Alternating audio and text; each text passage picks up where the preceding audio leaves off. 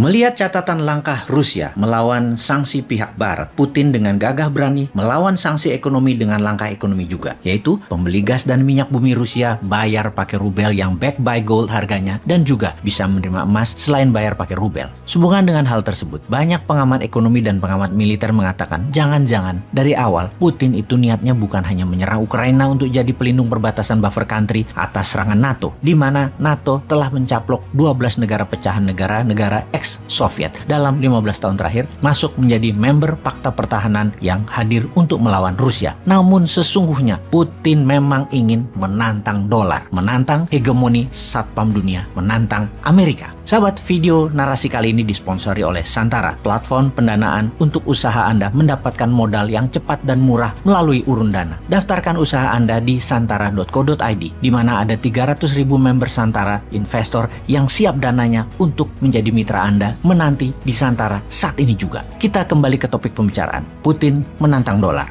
Apa yang terjadi kalau kenyataannya sejak tahun 2009, di mana dolar tertantang oleh mata uang digital Bitcoin, ternyata Putin berada di belakangnya. Kita urai perlahan analisa konspirasi ini dengan sejarah kolonialisasi dan dolarisasi. Dalam strategi Lebensraum atau living space atau mempertahankan hajat hidup sebuah wilayah, maka mengkoloni sebuah wilayah untuk diambil kekayaannya adalah hal yang biasa dilakukan oleh negara-negara kuat. Tiongkok menggunakan strategi kolonialisasi 5.0 yang menggunakan pendekatan ekonomi atau economic approach di dalam menyaplok kekayaan sebuah wilayah. Kolonialisasi 5.0 ini pakai soft power, seakan membantu, seakan wilayah yang dikoloni diambil kekayaan alamnya tersebut itu dibantu dengan membantu membangun sesuatu, padahal membangun tersebut adalah membangun pakai hutang yang belum tentu produktif karena tidak ada unsur lokal yang terbangun atau yang terpakai. Paling hanya lahannya saja yang di kemudian hari akan membelit negara koloni tersebut. Rusia di sisi seberang Amerika dan sekutu juga ekspansif, namun menggunakan strategi kolonialisasinya menggunakan model kolonialisasi 3.0, yaitu yang dicaplok dijadikan negara bagian, menjadi bagian dari konfederasi. Kalau kolonialisasi 2.0 itu seperti dulu bangsa Eropa ala Belanda, Inggris, Spanyol, Prancis di abad pertengahan. Ambil wilayahnya dijadikan negara jajahan atau dijadikan koloni. Kolonialisasi 1.0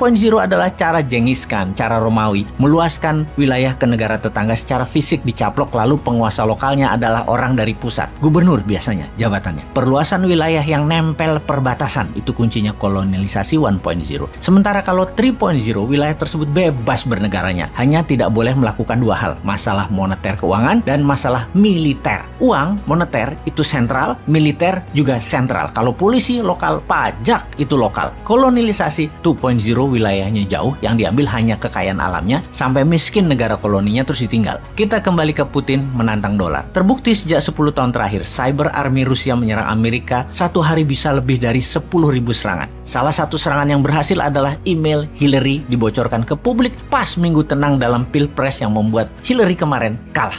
Dalam serangan cyber, bisa diperkirakan Pilpres Amerika 2024 nanti Trump pasti akan dibantu Putin karena Trump akan mengambilkan dolar backed by gold dan membuat Federal Reserve di bawah Kementerian Keuangan. Dan hal ini memang sama, yaitu cara kelolaan MMT, Modern Monetary Theory yang dianut Newman, rupiah backed by gold dan Bank Indonesia akan di bawah Kementerian Keuangan jadi Dirjen Moneter. Sama prinsipnya. Dalam hal cyber army Rusia, kecanggihan Rusia di dalam teknologi memang diacungi jempol. Cyber army-nya the best. Kalau Amerika kuat di militer secara fisik, Tiongkok unggul di produksi barang kebutuhan, Rusia adalah unggul di teknologi digital. Rusia dan Tiongkok berkali-kali menyatakan pembayaran produk negaranya lebih prefer menggunakan rubel bagi Rusia dan yuan bagi Tiongkok. Ini adalah bentuk perlawanan. Negara yang kalah pengaruh pasti takluk. Beli barang Tiongkok pakai yuan, atau negara Eropa beli gas Rusia saat ini pakai rubel. Sungguh, kalau dalam pemikiran para free thinker, dolar dicetak tanpa ada jaminan adalah penghinaan bagi negara lain yang berdaulat. Sangat mengherankan ada pejabat sebuah negara membela mati-matian dolar yang bukan mata uang negaranya, devisanya tercatat banyak disimpan dalam dolar, membangun pakai pinjaman dolar. Sungguh,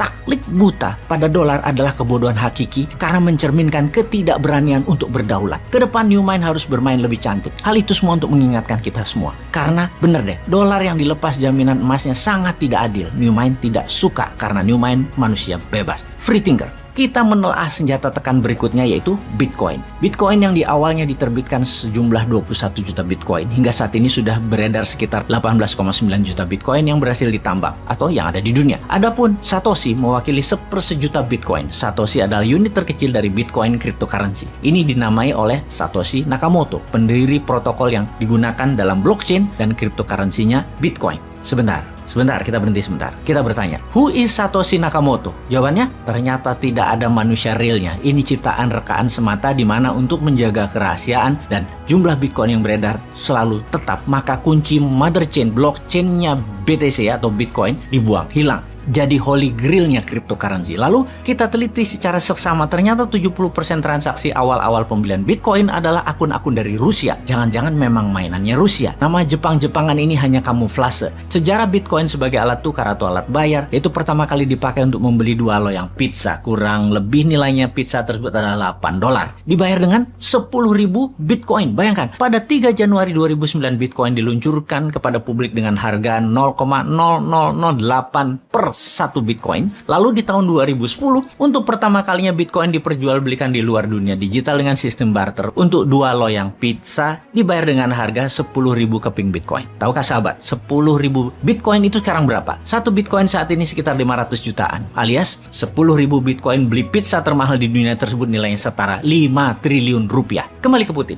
Diduga banyak pengamat keuangan bahwa Bitcoin adalah Russian konspirasi untuk menyerang dolar. Rusia memang ingin menyerang supremasi keuangan dolar karena dianggap tidak amanah, tidak jujur, dan membodohi dunia. Bitcoin adalah sebuah rencana jangka panjang yang didesain menyerang hegemoni dolar, juga membuka fake informasi, fake edukasi akan dolar dalam sistem ekonomi yang digiring oleh Barat. Itulah cita-cita Putin yang menginginkan kehancuran ekonomi Barat di masa dia masih dalam tampuk jabatannya. Strategi Putin saat ini adalah menggunakan rubel backed by gold, juga membayar dengan emas terhadap minyak bumi dan gas Rusia, kemudian mempromosikan Bitcoin sebagai alat bayar digital di dunia komersial di luar Rusia tentunya. Kemarin baru saja diumumkan, Gucci, sebuah brand fashion kenamaan, menyatakan bahwa mulai bulan depan akan menerima cryptocurrency sebagai alat pembayaran. Ini adalah salah satu hasil pertemuan terakhir Putin dengan pemimpin Prancis Emmanuel Macron yang mengkode untuk Prancis memainkan cryptocurrency, di mana kemudian Gucci merespon, dan sebentar lagi Balenciaga, Bottega Veneta, Alexander McQueen, dan Yves Saint Laurent akan menerima kripto sebagai alat bayar. Sementara itu di Indonesia, walau belum sebagai alat tukar, rasanya sebentar lagi sih, transaksi kripto di Bursa Indonesia dalam 2 tahun ini meningkat tajam. Bahkan dalam catatan keuangan dari Bapepti,